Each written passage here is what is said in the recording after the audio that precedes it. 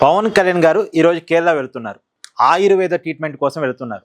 ఆయన గత కొన్నాళ్ళుగా అనేక అనారోగ్య సమస్యలతో బాధపడుతున్నారు కదా. ఈ మధ్యన ఈఎన్టీ సర్జరీ జరిగింది, భుజ కండరాలకు సంబంధించిన సర్జరీ జరిగింది.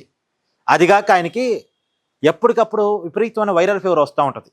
మొన్న ఆగస్ట్ 15 రోజు బ్లాక్ హోస్టింగ్ తర్వాత అఫీషియల్ కార్యక్రమాల్లో పాల్గొంటున్న క్రమంలో విపరీతమైన ఫీవర్ ఆయనకు వచ్చి ఆయన బాధపడటం, తర్వాత ఆ కార్యక్రమాలన్నీ రద్దు చేసుకుని ఒకటవుట్న ఆయన హైదరాబాద్కి రావటం, ఇవంతా మనం చూసాం కదా.